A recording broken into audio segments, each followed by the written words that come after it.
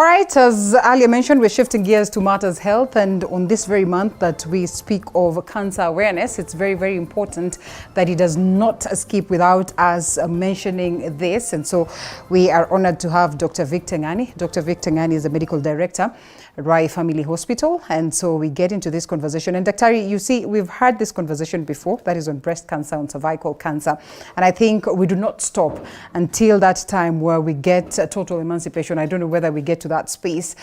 Cancer in itself, has been the world's leading, cause of death, and the most unfortunate thing is that we keep talking about this, and the situation gets dire by the day. And so we ask ourselves, even as the world, the global fraternity, the World Health Organization has set months, has set days to address the question of cancer, why is it that it appears to be a retrogressive debate?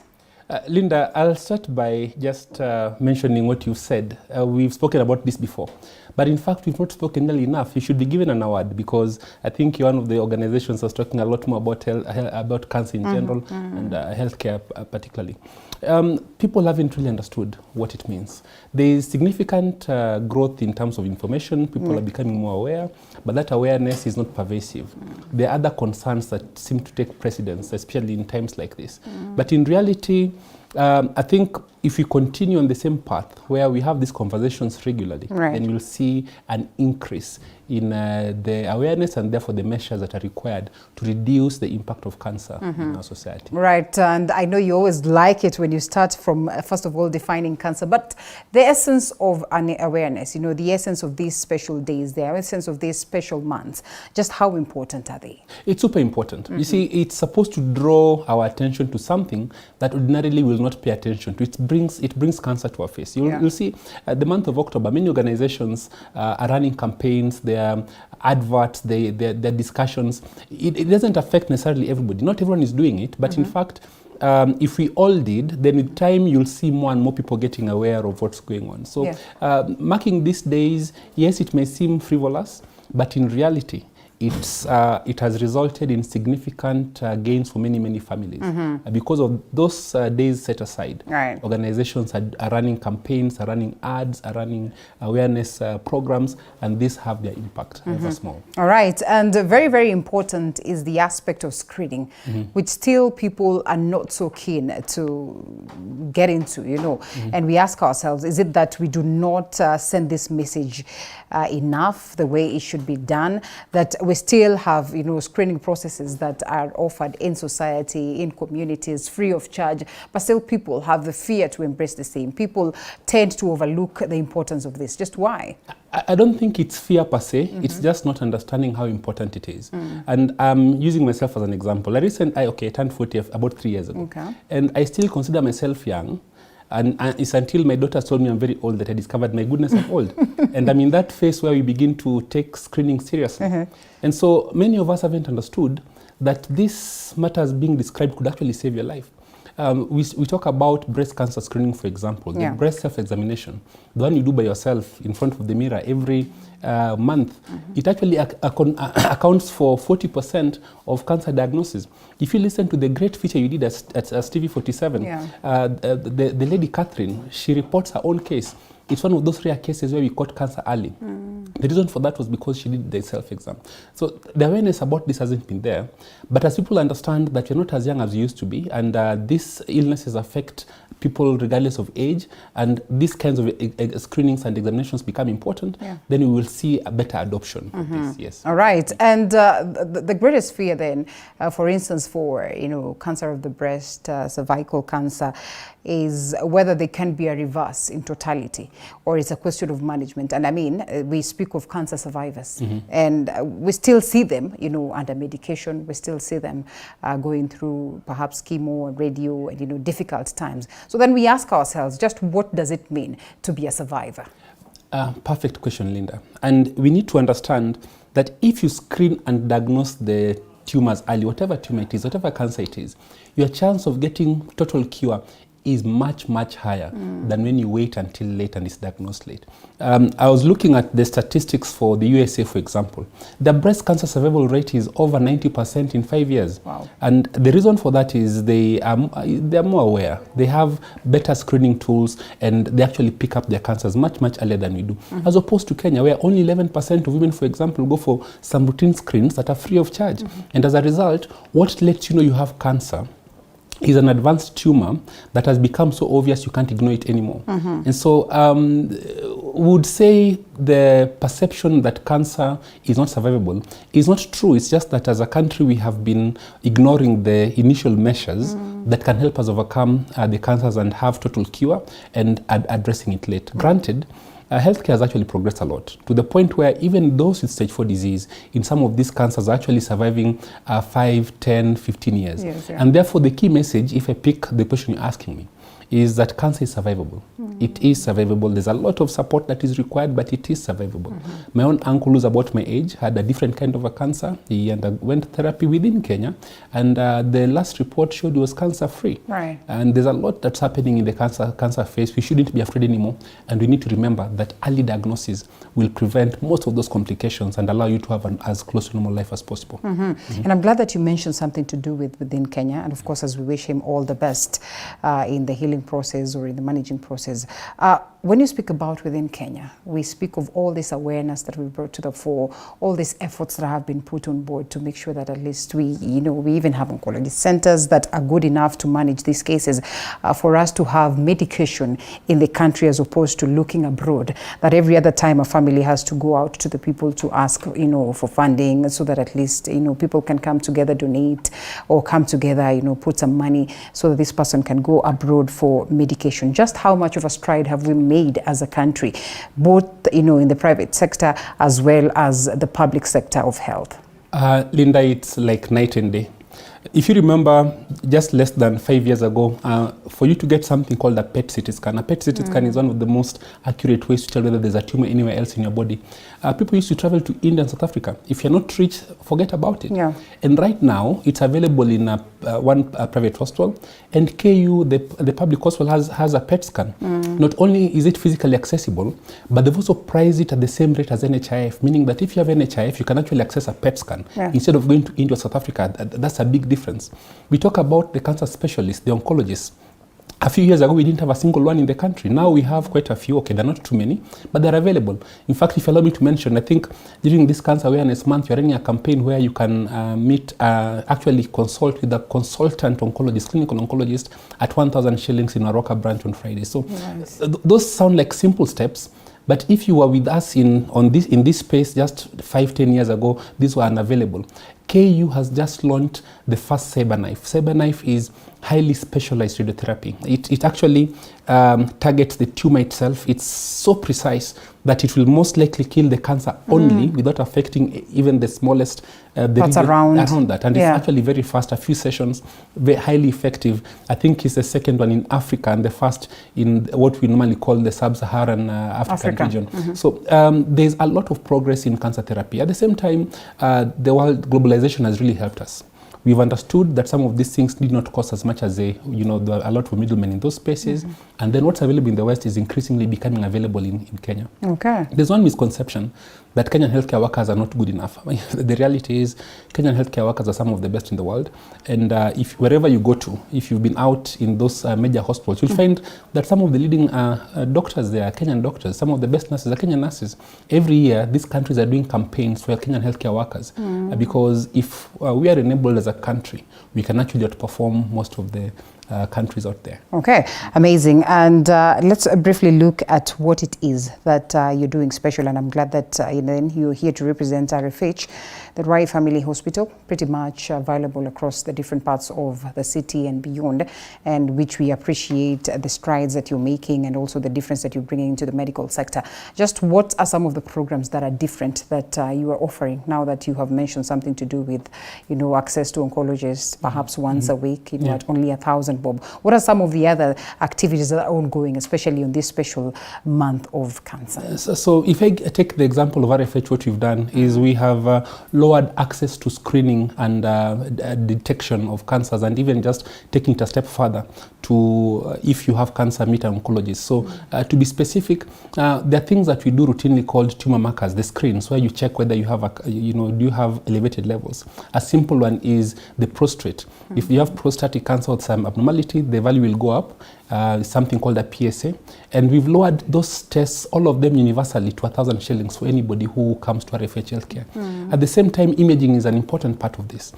Common imaging modality is ultrasound. It's something that can be accessed easily in a well set up institution. So across all our branches, we've said you'll have ultrasounds for 1,000 cancer related, and then you can meet the oncologist, and then we have psychosocial support. It's an area that has been ignored, and so we have counselors across the board who are able to assist in this way. So this kind of awareness really drives the conversation, and people are able to then not only become aware but also take steps that look into their health, and if they find a problem, you can actually begin a journey. And I think as RFH we've focused on two things, not just having physical access but financial access also.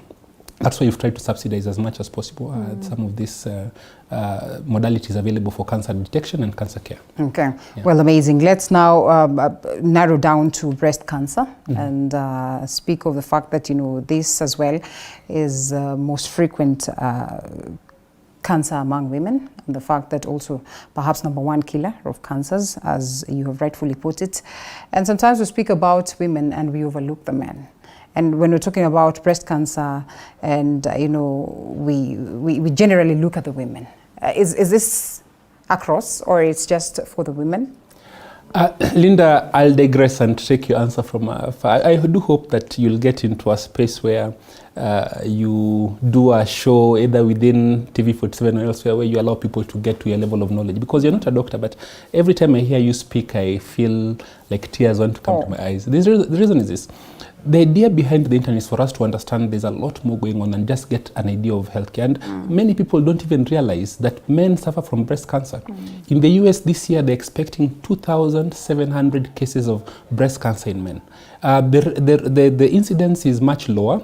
You expect one person for 1 man per 1,000 men in that society, as compared to women, where the risk of breast cancer is 1 in every 8 women are likely to develop breast cancer in their lifetime. But yes, men have breasts, and men have breast cancer. And the worst part is, because you don't think breast cancer, when they have these cancers, it takes a long time before the diagnosis is made, both from the patient and from the clinical side. So it's a conversation that should be had. As long as you are a human being, please ensure that you actually do the breast examination, and if you have an abnormality, have that checked. Yes, please. All right, well, this is interesting. Perhaps from where you always encourage me to start from, just getting to understand cancer generally before it gets to that level of, now this is breast cancer, this is cancer of the thyroid, this is cervical cancer, and so many other cancers. Of course, definitely it will be very, very important that we get into this very conversation, especially when we're talking about awareness. And so, Dr. cancer in general, before we delve deep into breast cancer, but I'm also informed that it's important that we allow the people to understand that the vetting process then begins, and then this vetting process of the cabinet, and it should be, of course, Honorable Musalia Mudavadi who goes in first. We have a couple of faces that will be going in later in the day, and as and when, of course, this information gets to hit us, we definitely are here to keep you up to tabs. Dr. back to you. Oh, well, the political process is equally important. Yes. Good political will and good we're talking GMO. Yeah, we really have to get it right politically, because leadership is the #1 building block in healthcare. So there are 6 building blocks. Leadership is one of those. If you don't get that right, we'll have another 5 years and not make progress. But if we get it right, of course, we'll make good progress. So it's of great interest to all of us. In terms of cancer, what is it? So, Linda, we grow. We are not as small as you used to be. And generally, if you look at yourself, things keep changing. So the body has a highly regulated process of growth, where these cells are supposed to grow here in this way to make this beautiful shape. But sometimes that coordination is lost, and some cells begin to grow out of control. And that's an oversimplification, but basically cancer is when tumors, when cells grow out of control and they begin to spread into spaces where they're not supposed to be. And that is in general what you'd find. Breast cancer is one of this group of diseases called cancers, and there are quite a number of types. And they may arise from, you see, the breast has some fatty tissue, it has some lobules where the milk is produced, then there are some ducts that then move the milk from the lobules to the outside. And you can have abnormal growth in any of these areas. The pipes that take the milk out, called the ducts, account for more than 70% of all the cancers, and then the lobules account for about 20% of the cancers. Then there are quite a number of other cancers that can arise from there. And it simply means that these cells, their normal growth falls out of place, and they begin to grow aggressively and abnormally and eat into the tissues around. And that can be quite difficult. Now, the growth can be limited to where the tumor started, where the cancer is starting, or it can grow into the surrounding area, or it can grow into much further areas, including the brain, the liver, the bones, the lungs, and so on, which is then called metastatic cancer, or stage 4 cancer, if you've heard of this. Yeah, so in breast cancer, then we look at different factors relating to this. First of all, there's a type of cancer. Is it arising? Where is it coming from? And then how aggressive is it? And this is based on the grade. Grade shows how the cancer cells, are they as close to normal as possible, or are they very different from normal? So if they are low-grade cancers, that will be grade 1, very close to normal, and then high-grade cancers will be grade 3, and these are very aggressive tumors. Then in breast cancer in particular, we have a lot of interest in what are called receptors. The tumor cells have, they're like switches, and these switches tell them to grow and multiply. So there are receptors for estrogen, receptors for progesterone, and something called HER2. Don't worry about the big names. But essentially, these offer unique opportunities, as we'll see later in terms of treatment. So we also assess to see whether they have these receptors on the tumor, because there are big differences. For example, about 80% of breast cancers have receptors for estrogen, and whenever they receive estrogen, they grow. If they get estrogen, they grow. So that means if you can turn off these switches, they can fail to get the signal to grow. And so hormone therapy has become a big part of cancer. And turning off these receptors, has in 80% of tumors, has been a way to go. So that's an important area as well. An important area. And you know, I am told that, like you acknowledge as well, politics is extremely important, and that definitely it's important for us to cross over to Parliament so we can listen into these vetting processes, but as well to acknowledge, you know, this contribution that you make, and as well look forward to another session where we have to expound this further. We have not touched half of what it is that was supposed to touch this morning, but unfortunately then we have to leave it at that. Your parting shot on the Cancer Awareness Month and just how important it is for everybody to be involved. Well, number one, just hear this message. We are not immune from cancer. In Kenya, the lifetime risk of getting cancer as a female is 18%, in 18%, and the risk for men is 14%. However young you think you are, get into the habit of getting checked. If you find something abnormal, please go to a facility. And right now, take advantage of Cancer Awareness Month. Many facilities are giving offers around this time. I took advantage of the same, did my PSA. You can do as well. And then pick up these small habits that look strange, like doing a breast self-examination. It can save your life.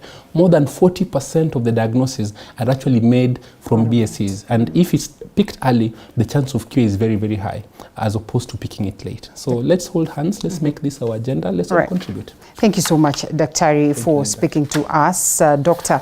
Victor Ngani, who is the medical director at Rai Family Hospital. It was good having you this morning, and we cross bridge to the other side in Parliament. Remember the vetting process that is ongoing, and Honorable Wycliffe Musalia Mudavadi is, of course, being vetted for the office of the Prime Minister, or